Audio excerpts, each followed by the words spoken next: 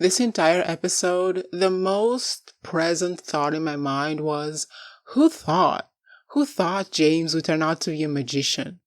Out of nowhere. I mean, who thought he would present Jenny with chains in a form of boat tickets? Hello everyone, my name is Joe. Welcome or welcome back to the channel of Delusional Theories. Let's discuss these messy ass people named... Are they named the Buccaneers? Why are they named the Buccaneers? I feel so ignorant right now.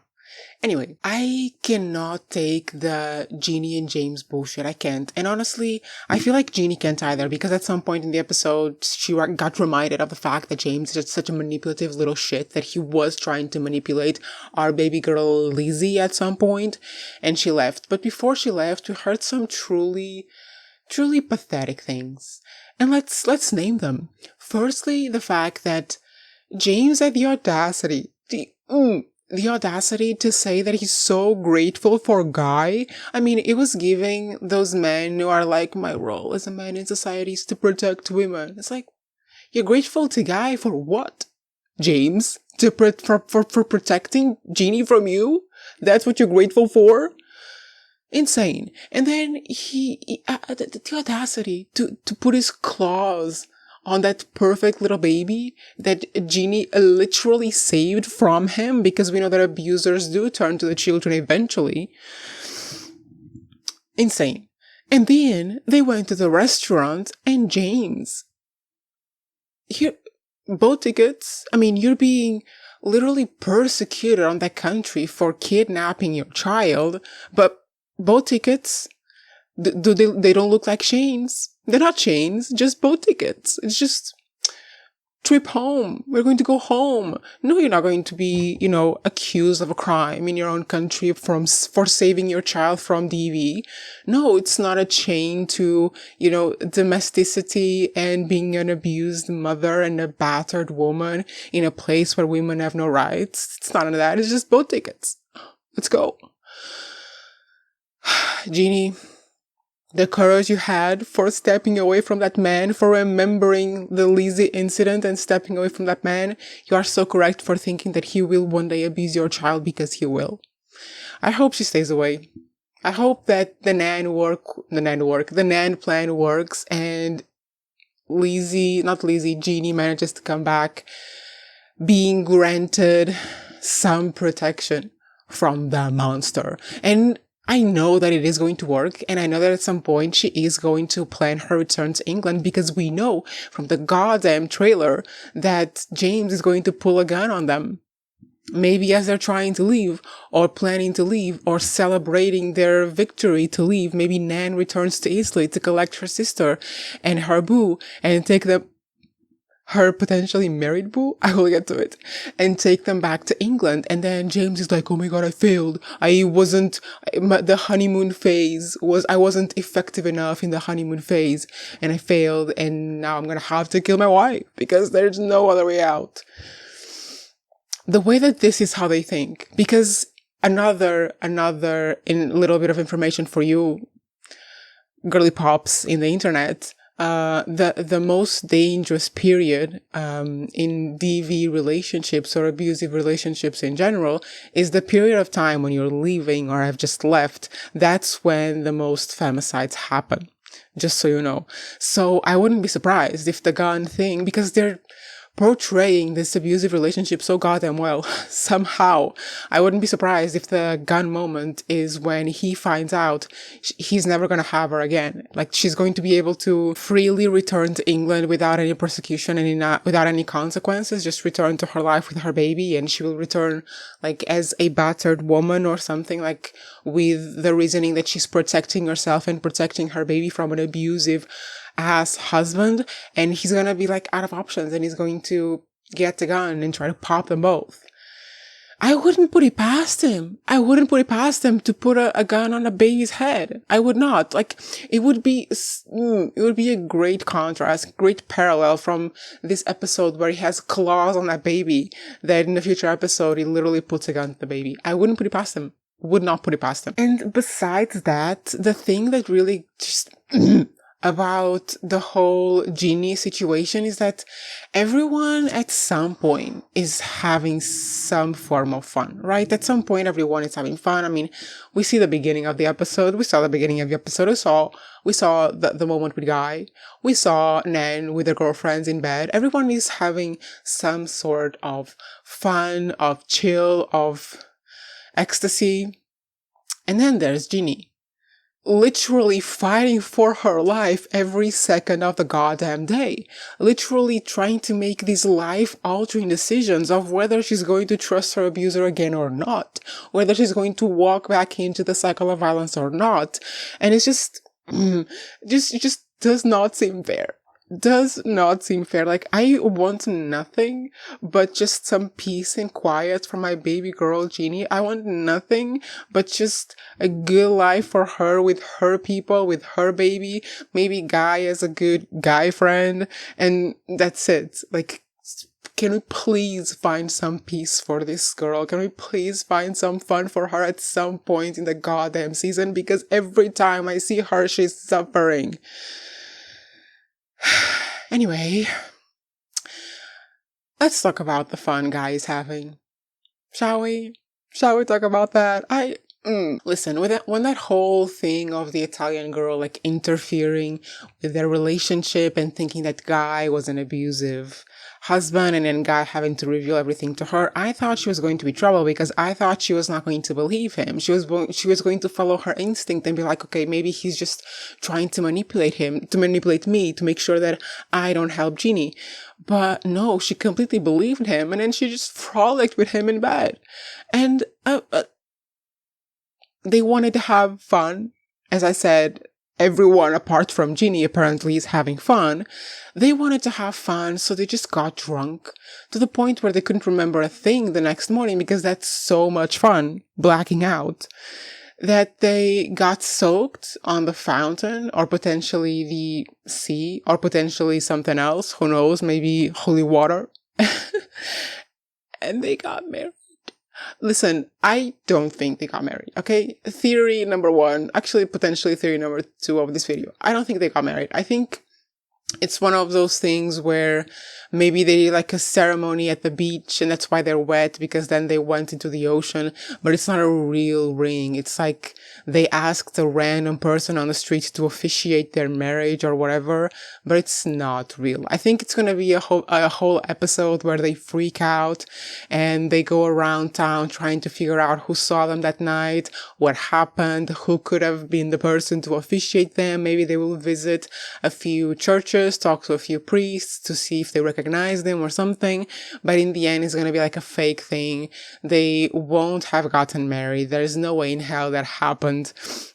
I don't think Guy, even being, in the throes of this ecstasy with Paloma, I don't think that even he would be that stupid to even jeopardize Genie's situation, because if he got married with Paloma, that would be someone else in town knowing that he wasn't married before, that he wasn't with Genie. And I don't think, despite how much fun he wants to have and how much he wants to forget Nan, which he won't because he loves her, do not forget that, you can't. Despite that, I don't think he would jeopardize Genie's safety. I don't think he would put into question the story that they are husband and wife. So I don't think that is a real ring. That's just some fake ceremony they had on the beach to, joke about it, about the fact that he isn't actually married. But no way in hell they actually married. So to all of the fangirls, chill. Including myself. Chill. However, Guy, what are you doing? And also Nan, when she was talking in bed to her girlfriends, being like, oh, I thought that was, the Guy thing is over. Like, shut up. We know it's not. We know for a fact it's not, because there has to be endgame couples in this show. And there's no way, guys, endgame couple is going to be Paloma. What's she going to do? Leave Italy? Leave her father or whatever the hell she's doing in Italy? To go to England? There's no way in hell. I hope, because I want Nan with Guy. Actually, I think they're really cute. And Paloma and Guy were cute, but that's because the show makes them look cute. But I'm sticking with my ship. Anyway, Guy needs to grow up, really. Guy needs to grow up. I mean, it's not like Nan left because she was having like a lover's quarrel or because she was being selfish. She literally left to assure the safety of her abused sister. Guy, have some goddamn compassion. I mean, can't he even see that if Nan is successful, then he can return to England as well? Because we know Nan is successful because we know from the trailer that he returns to England with Genie. So we know it's successful. Can't you have a little bit of patience? Can't you keep it in your pants for a few more months? Jesus. I mean, you know what? I take that back. Guy should have as much fun as he wants to, but just know in his heart of hearts that it's going to be Nan in the end. Because Theo and Nan are officially just buddies, just compadres, comadres, just accomplices in crime. They have that conversation when Nan returns. Oh my god, when Nan returned. Poor Lizzy, my god. I'll talk about it. Give me a second. When Nan returns and she talks to Theo, first of all, the goddamn contrast of them on the veranda looking at the ocean compared to the previous episodes where Nan was with Guy looking at the ocean. Very huge contrast. This episode, chill, cold, distance, no love anymore present. What? This is not English. Previous episode was reconciliation, beautiful Mediterranean, love story, adventure, passion. Beautiful contrast. But anyway, Theo reveals to Nan, tells her that he knows the truth, that she was also forced to go into the marriage because that's the only way the Duchess would protect her sister and blah, blah, blah. So they enter into this arrangement where they will be accomplices, they will be partners in crime, and the crime is to conceal their separation. They will officially be together for the masses, for the hoi polloi, to fool everyone, and then they'll have their separate private lives. I love this arrangement. Perfect. This is what I was saying I wanted like a few episodes ago, last episode or whatever, just without all of the drama. Like, I want Lizzy to be able to also enjoy Theo, but Lizzy really is the problem here. Well, she's not the problem, just her circumstances are the problem. Because Nan and Guy, goddammit, Nan and Theo agreed to be accomplices, to be together for the public and then live private lives separately after Nan is able to pass the bill in Parliament with Lizzy's future hubby. Will he be the future hubby? Anyway, to pass the bill in Parliament, and then she can, return Genie to England, and then she'll leave the castle and live a separate life from Theo, and they will only see each other in occasions and events and stuff like that to keep up the idea that they're together. They will never have children because, I don't know, maybe she'll be too unfortunate to be fertile or something like that. And I like that. I like the arrangement. We see it in action in this episode as well when they attend that little party for Lizzy. By the way, oh my god, I will talk about it in a second. You're so obvious. You two, Theo, it's so obvious. Jesus. But we see how it can work out. It works out really well. I think it's a good arrangement, and I think it's a fun arrangement because it's, fake relationship with like private relationships on the down low in private life. I like this. This is a fun plot line because it's always going to be like a generator of drama, because in situations like this, in societies like this, there's always gossip. There's always going to be gossip floating around. The servants are going to talk.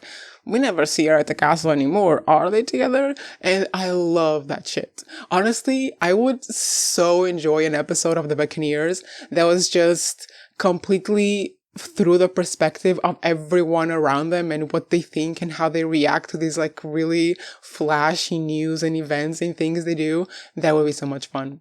But anyway, that's Nan and Theo. And also, little last thing, how convenient was it that Nan found that earring right then and there? Like, it's gonna cause drama in between the friends, but I don't think it's gonna go anywhere. I don't think Nan is gonna be that upset, and I don't think Lizzy is gonna have to suffer anything from the friends because, Like Liz, it's what she said in the episode. And I mean, she was saying it to kind of excuse herself a little bit, but she did make sure that Nan wanted nothing to do with Theo, and she did make sure that Nan was not expecting to come back anytime soon. So it's like, come on, Nan can't be too upset about that. But now Theo and Lizzy, they are cute. They are cute, but also the show makes everyone look cute. So we can't just analyze things from that face value perspective. But the one thing I want to mention before we go into real serious conversation about Theo and Lizzy is their underwear is so goddamn white. Damn it, how are they washing that thing? Like my underwear, I mean, it's probably just new. You just have a lot of new underwear. All my underwear is just stained from being washed with anything. The way that you guys do not need these details. Anyway, but seriously, is anyone able to maintain like completely pearly white underwear for more than like 2 or 3 months? Because it's like you're careful in the beginning, but then you just start throwing it in with anything to wash it because you just need to wear it. No? Am I the only one? Moving on. Listen, the running around, pants in her hands was a little pathetic. It was a little pathetic, okay? It was a little pathetic, especially because she was crying when Nan was there, and then she ran away from the little greenhouse art studio, like literally holding her clothes. That was pathetic. A little pathetic, okay? I'm not saying it was that bad. It was a little. But the way that Mabel knew immediately, she knew immediately that it was Theo. I was like, oh my god, how doesn't everyone know? Because then they go to that party and it's like, okay, they have known each other for a while. It's fine if they are talking close together, but they were like this. They were like this, and they were whispering and giving each other side looks and holding hands in a society where every little glimpse and every little touch means something and is observed and commented on. No one noticed they did that. No one noticed. Like, this is what I mean. The rumor mill must be insane around those places because there's no way no one noticed. It's just one of those things where everyone notices, but no one says a thing until the person that needs to know about it notices it. I was going insane with that scene because it's like, can you be less obvious?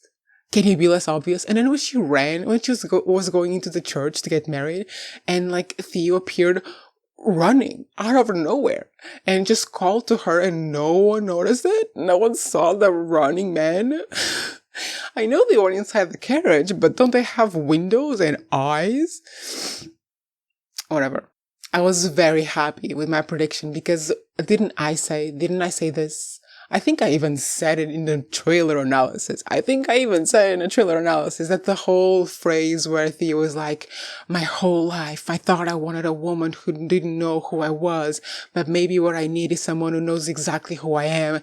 He said that to Lizzy.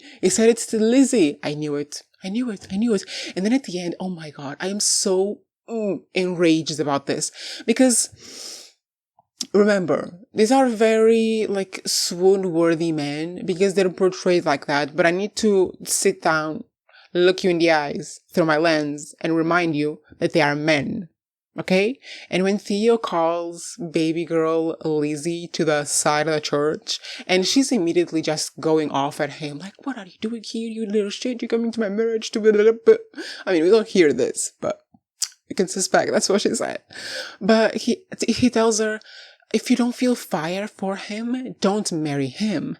But don't choose me either because you deserve both. You deserve legitimacy and passion. And it's like, Theo, as if you're not doing all of this just so she won't get married right away and you can be fooling around in your art gallery / greenhouse with her for a little while longer. Why is my screen so slow? I mean, honestly, why am I stuttering? The Parliament guy is a good choice for Lizzy. Come on, let's be serious about this. You want every single character in this show to marry for love?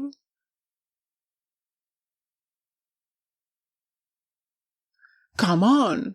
Baby girl Lizzy wants security. She wants safety over passion.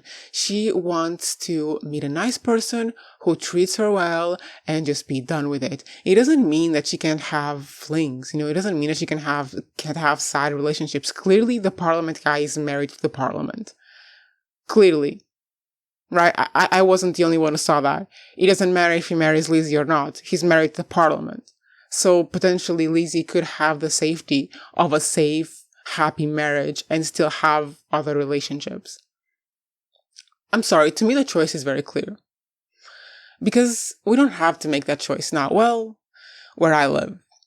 But if we had to make that choice back in the day, wouldn't you choose safety, knowing that you are completely dependent on marrying a guy to having any type of value in society, knowing that it is to secure your entire freaking future?